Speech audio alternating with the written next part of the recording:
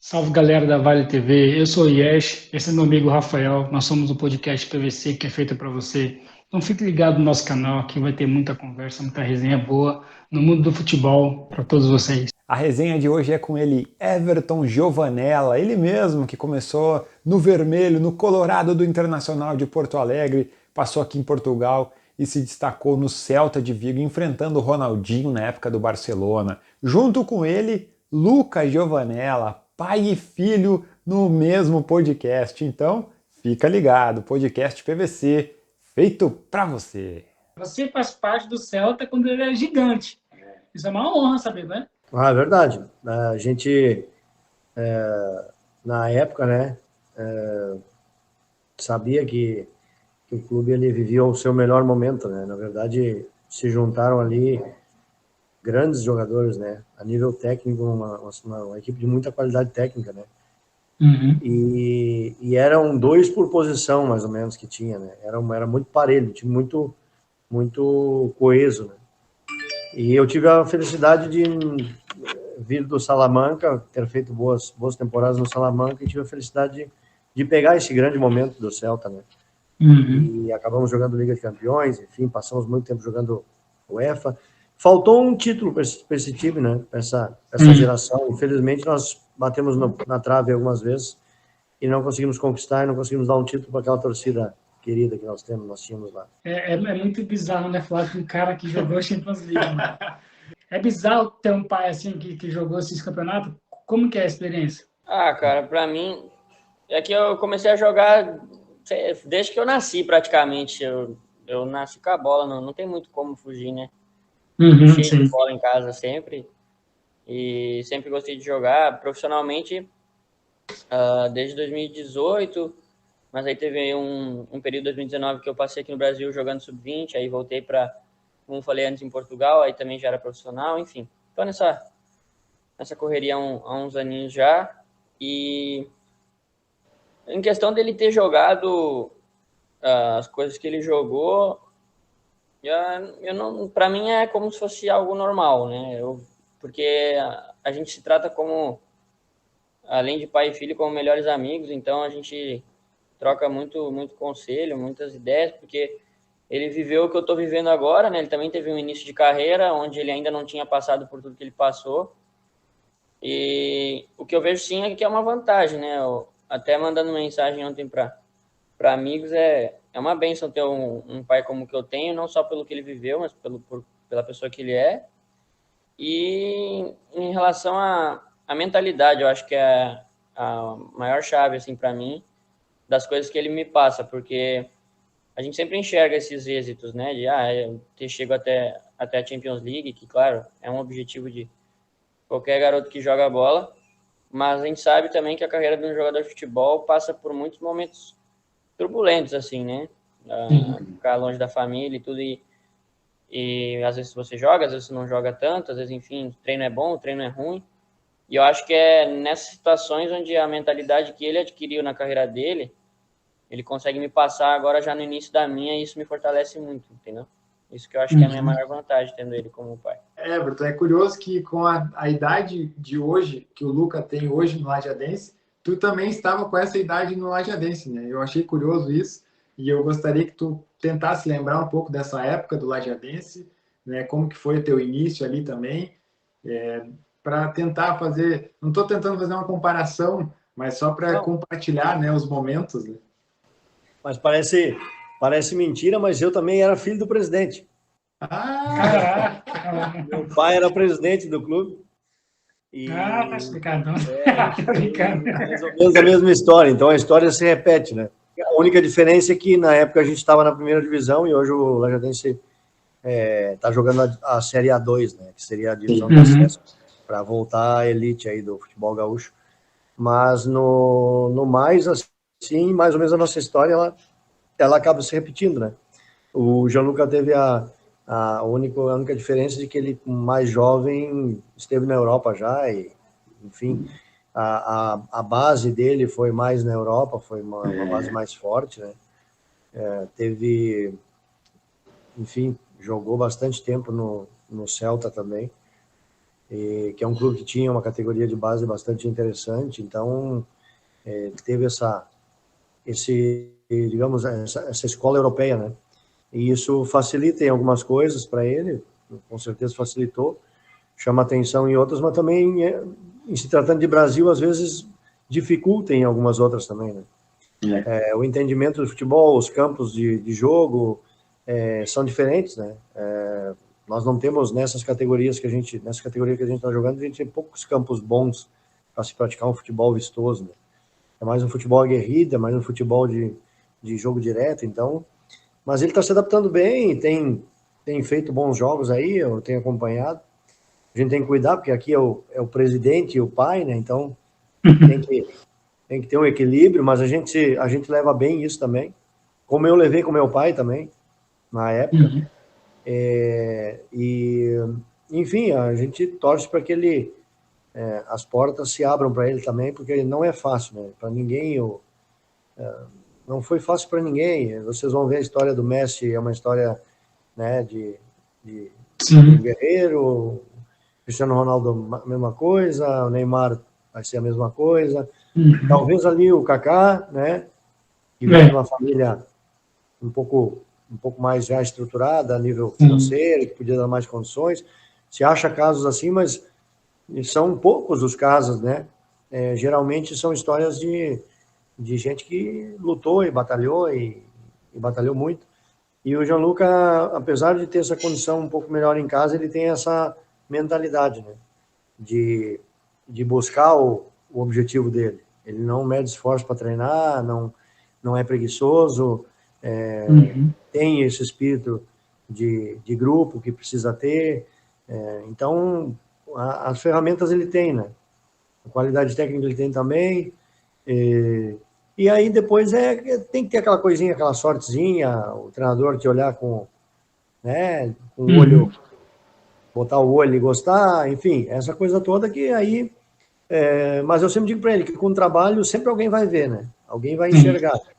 Eu, quando fui para a Europa, eu acabei indo para fazer avaliação, né? Não sabia, mas quando cheguei lá era avaliação. Tinham me dito que era contrato, cheguei lá era avaliação. Na época era assim, né?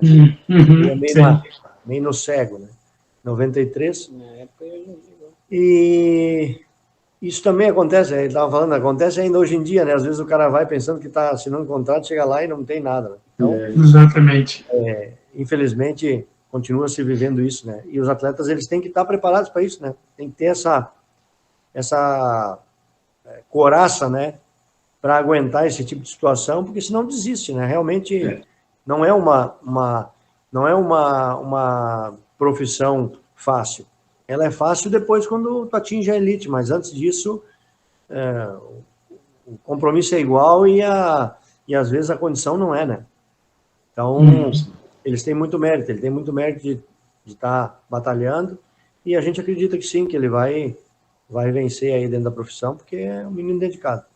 E desse pouco tempo que tu conviveu, né, na infância, tu lembra alguma coisa assim de diferente? Eu não vejo as crianças jogando bola na rua, igual a gente vê no Brasil.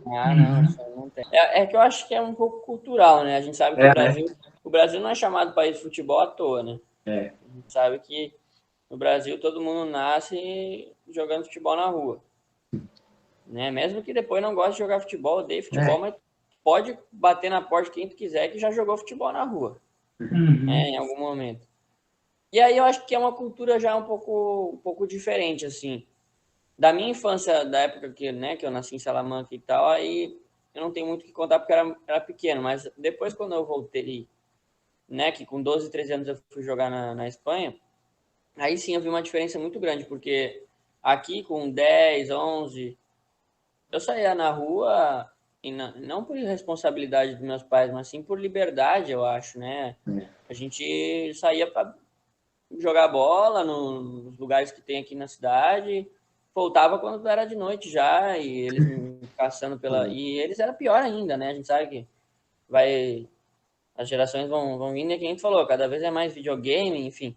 Só que aí é o que eu notava, né? Cada um tem sua vida, cada família tem a sua vida, né? os pais passam o dia no trabalho, as crianças passam o dia na escola e quem faz uma atividade extra, porque para eles o futebol é uma atividade extra. No Brasil, que para crianças jovens, eu não digo que eles estejam errados, porque eles dão muita prioridade aos estudos, né? Eu, por exemplo, quando eu ia na escola aí na Europa, eu entrava 8 horas, eu acho, na escola, saía 2h30, almoçava 3 horas da tarde, que é o costume na Espanha, né? Voltava para aula às 4h30, saía às 6h30, e a minha atividade extra era 7 horas, que era o treino. Só que, claro, eu, como brasileiro, né? O treino era o meu foco, né? Porque eu tava lá para jogar futebol, não para estudar, né? Porque é essa a nossa cultura. Para eles, isso era um absurdo, né? Os pais não permitiam que os filhos saíssem e se encontrassem na rua para brincar. Não, cada um, depois das 6h30 que passou o dia inteiro na escola, cada um ia para sua casa, fazia seu lanche e tal, sei lá, enfim, cada um faz o que quer, né, em casa. Mas eu via isso muito, cada um tem a sua vida, né? Tu tem a tua, eu tenho a minha, e a gente não se mistura muito. Aqui não, né? Aqui no Brasil, as crianças estudam das 7h30 ao meio-dia, as que vão para a escola, e depois passam o dia inteiro jogando bola, ou enfim, fazendo o que querem, mas é uma liberdade maior, e por outro lado também é por isso que, infelizmente, um país tão lindo e, né, e maravilhoso como é o nosso Brasil tem uma taxa de escolaridade tão baixa, né? Enfim, todas essas coisas. Tu comentou que veio para cá com 12, 13 anos, é isso? A primeira vez, sim. Sozinho. Nossa, aqui com... Não, eu vim com 30. Eu também. Veio com 30. A gente com 30 ficou meio assim, saudade aqui, saudade ali e tal. Como é que tu, com essa idade, lidou com a saudade? Fala aí. Cara, foi complicado, assim. É que na hora a gente não pensa muito, né? A gente quer ir jogar e como eu comentei, eu jogava no Juventude de Caxias aqui, tive próximo de ir pro Grêmio também, mas aí na época, enfim, joguei o torneio com um clube de bairro aí do meu amigo na Espanha, nós fomos passar o Natal lá, e retornando ao Brasil, eu recebo aí a notificação de que o Celta queria contar comigo para o próximo ano, na categoria infantil, que eles chamavam lá, enfim. E aí tu já começa a pensar, né? Poxa, todo jogador que está no Brasil, independente de quando, sonha em jogar na Europa, né? Ainda mais um time que é da primeira divisão do Campeonato Espanhol, e enfim. E eu botei na cabeça que queria ir. Talvez se meu pai não tivesse tido meus pais não tivessem tido a vida que eles tiveram, daqui a pouco eles não me permitiriam ir, né? Porque muito novo. Mas como era um lugar que eles conheciam a cidade também, e sabiam que era meu sonho, que era o que eu queria para a minha vida, eles me autorizaram aí e eu nem pensei. Fui, né? Claro que chegando lá, é porque a gente imagina só na hora que tá treinando, na hora dos jogos, como é que vai ser, pô, vou jogar contra os times de lá, né? Vou treinar lá, campo bom e tal. Só que isso dura 2 horas por dia, né? O treino. E o jogo, 1h45. Na realidade, o resto do dia eu passava sozinho, né? No início eu até fiquei na casa de uma família que eu conhecia, e é uma segunda família, assim, do coração.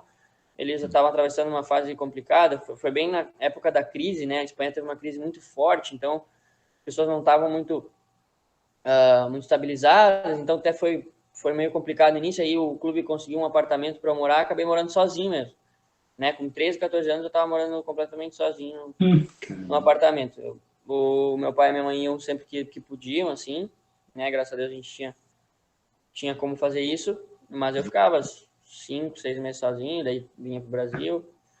E, cara, às vezes eu treinando e beleza, aí daqui a pouco acabava o treino, já no campo mesmo, já pensava, meu Deus, agora eu tenho que ir pra casa, tô sozinho.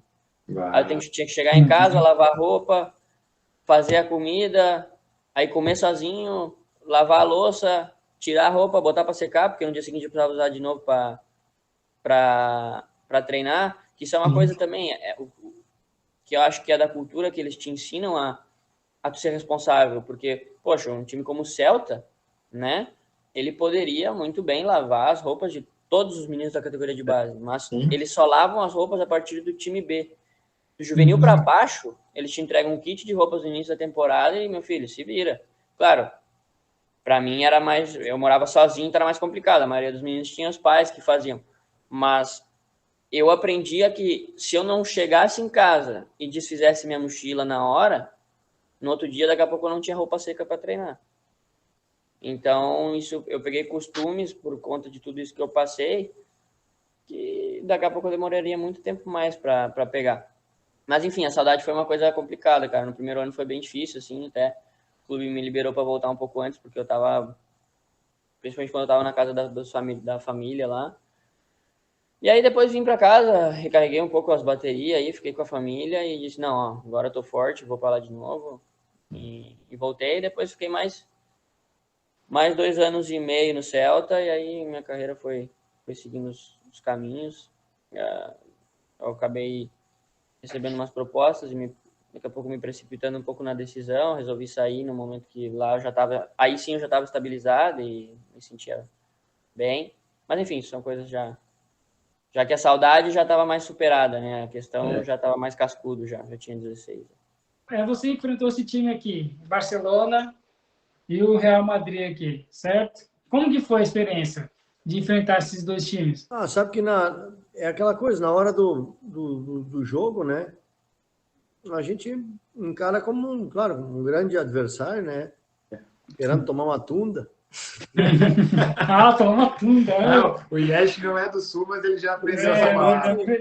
Principalmente quando eu estava no Salamanca ainda, né? E ainda a gente fez umas proezas lá no Salamanca, principalmente contra o Barcelona. Mas, lógico, eram os grandes clubes, né? Então, grandes jogadores, dificuldade enorme de jogar contra eles.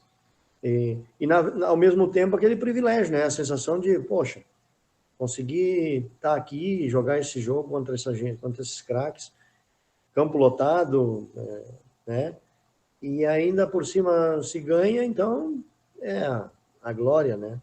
Então, realmente é um... Aí é quando tu diz assim, pô, realizei o meu sonho, enfim, realizei o meu desejo a nível profissional, que era jogar contra os melhores, né? Sim. Ou com os melhores, né? Também. É isso que o meu sentimento era esse, contra a Milan, contra a Juventus, contra essas equipes todas que eu joguei. Olha que cara, tá ligado? Fala como se fosse normal. O sentimento é esse, né? O sentimento é de realização profissional, né? Principalmente isso, agradecer sempre a Deus. Eu me lembro que eu agradeci a Deus sempre por estar naquele momento, naquele lugar, né? E, na verdade, o nível de concentração que a gente tenta manter é tão grande que a gente acaba um pouco se abstraindo do ambiente em si, né? Eu sempre tive não sei se era bom ou ruim de todo, mas enfim, eu sempre conseguia ter uma capacidade de concentração grande a ponto de não sentir o jogo e a pressão da torcida, enfim, aquela coisa toda. Eu conseguia me desenvolver assim num nível emocional equilibrado. Então, isso me ajudou bastante a ter um rendimento sempre não de 10, mas também não de 4, um 6, 7. Então, isso me manteve bastante tempo na elite também. Eu vou comentar aqui, ó, vou até virar a câmera para o pessoal que está nos acompanhando entender aqui, ó, do que o Everton está falando aqui, ó.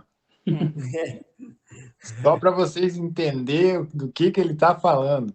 No tempo que o Salamanca ia na casa do Barcelona e tocava 4, tá? Só para vocês entenderem. Jogo histórico, né? Foi um jogo histórico. Né? Depois com o Salamanca também nós ganhamos do Barcelona em casa 4-3. Ganhamos do Atlético de Madrid 5-4.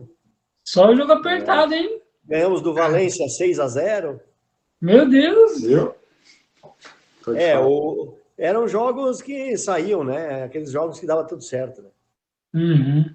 Também perdemos. Vai achar aí que perdeu 5, tomou 4, enfim. Não, mas esses a gente não precisa lembrar. Já com o Celta eram jogos bastante... O pessoal já sabia que ia encontrar dificuldade com nós, né? Então... Eu estou me segurando, não sei quanto tempo a gente já está no live, mas eu estou me segurando aqui, porque eu quero perguntar para o Everton como é que foi enfrentar o bruxo que jogou nesses dois clubes aqui, ó. Como é que era dentro de campo ver ele ali? Como é que ele se mexia? Ele olhava para lá, tocava para cá? Você ficar paralisado assim, ou você... Não, tem que jogar, tem que pegar esse cara. Impossível de marcar. Impossível? Cara, é a única palavra, né, para ser dita, né? O cara era diferente. Era... Se ele tivesse centrado naquilo que ele queria fazer, era impossível. Nossa. É um monstro, né, cara? Um dos grandes gênios que o futebol proporcionou a várias gerações ver, né? Ele, para mim, foi um dos diferentes. Sim. Eu acho que se ele tivesse tido vontade de continuar jogando, talvez ele tivesse ganho mais bolas de ouro. Sim. Não acho, sinceramente, que a nível técnico não tenha enfrentado nenhum jogador com a qualidade, a magia e a desenvoltura que ele tinha. Ele tinha, fisicamente, tecnicamente, ele era quase que perfeito, né? Mentalmente, né? Você já via ele... Mentalmente, ele tinha todas as valências necessárias, né, para ser um monstro, né? Que foi, né? Zidane foi espetacular também, mas não era... tecnicamente era um pouco mais... Talvez era uma técnica diferente, né? Não era tão vistoso, mas era um espetáculo também. Mas o Ronaldinho e o próprio Ronaldo também, né? O Ronaldo Fenômeno. Sim. Caras assim que eu acho que vai ser de Rivaldo. Caras que vai ser difícil de, numa geração, na mesma geração, né? No mesmo momento, ter tantos atletas com essa qualidade infinita, né? Tantas opções de bola de ouro, né? Tanto é que nós passamos aí anos com o Messi e Cristiano, Messi, Cristiano, né? Boa. Não parecia. De vez em quando entrava um pelo meio, mas só para dizer que estava lá, né? E o nosso Neymar, eu acredito que talvez porque se perdeu aí algumas coisas, não tenha sido ainda bola de ouro, né? Porque a qualidade ele tem, tem tudo, né? Um craque, né? Um fenômeno também. Mas que eu acredito que se ele tivesse ficado no Barcelona, ele teria sido. PES ou FIFA? Cara, se eu te falar que nem nós estávamos falando antes, eu não sou da geração, eu sou da geração, mas eu não sou da geração de PlayStation, nada. Para mim é futebol, é na rua.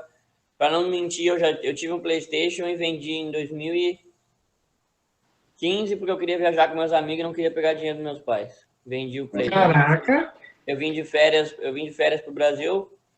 Eu tava no Celta na época, eu vim de férias pro Brasil. Cheguei aqui, eu tinha 3 semanas para ficar aqui, um mês, eu acho. Cheguei, em 2 dias, meus amigos, nós vamos todo mundo lá pra Bahia, não sei, não lembro. E eu, cara, Porto Seguro, Bahia. Daí, eu falei, não, vou ir. Quanto que é? Aí fomos vendo lá, vendi o Play, vendi os joguinhos. Depois disso, quase nunca mais joguei, assim. Pra mim é tudo terra nos pés e chutar bola. Eu jogava com ele, agora eu tenho que jogar comigo, né? Botava ele de centroavante para fazer gol. E não fazia. Sempre para fora. Se fazia o gol no replay, errava. Tá, Primeiro, né, a gente quer agradecer, né, pela disponibilidade. Pô, para nós é uma conquista conseguir reunir um pai e filho, não só pela história que vocês têm, né, porque eu acho que isso para nós é um orgulho, assim, né, de os dois ter a história no futebol. Mas só de conseguir reunir um pai e filho para ficar aqui numa live. Então, deixo aí para vocês as considerações finais. Considera aí, cara. Agradecer vocês pela oportunidade, pelo bate-papo. A gente fica contente. Poder contar um pouquinho da história também, a minha, do Luca, enfim. Portugal é um país que a gente sente muita gratidão, que foi onde tudo começou para mim, né? Na minha carreira europeia. Sempre fui bem recebido aí, tenho grandes amigos aí, muita gente boa que a gente conheceu. Torço pelo futebol português sempre. Acredito que é um país que, para os brasileiros, ele é uma porta de entrada importante, de adaptação também à cultura diferente, né? Nós somos um povo mais extrovertido, né? E às vezes isso faz com que a gente, na Europa, pareça ser um pouco mal educado, e não é isso, né? É a nossa maneira, o povo brasileiro é assim. E aí a gente tem a oportunidade de ir a Portugal e aprender um pouco dessa diferença de cultura, desse saber estar um pouquinho mais, e, segurar um pouco a onda, né? E os portugueses são bons nisso porque eles entendem, eles conhecem os brasileiros e entendem, e a gente acaba se adaptando um pouco a ideia, né? E pegando um pouquinho os costumes. Eu não sei se vocês perceberam, mas a live tá chegando no fim, ele já me chamou de Luca, né? Então vocês já vão vendo. Já tá indo ao normal a coisa. Não, só agradecer mesmo aí o convite e a participação, vocês terem aberto aí pra gente participar junto com vocês. Desejar as melhores coisas aí pro canal, pros próximos podcasts que sejam feitos com outros convidados e obrigado pelo interesse também de vocês de querer conhecer um pouco da história, tanto dele quanto da que eu estou escrevendo e isso, né? Desejar as melhores coisas, que possa, a partir disso, se criar uma amizade aí. Eu vou estar torcendo para que o canal e as coisas profissionais de vocês dois cresçam. E sei que vocês estarão aí também me acompanhando, porque eu tenho certeza que logo eu vou estar despontando aí para a gente poder estar conversando de novo. Gostou da resenha, gostou da conversa, do papo?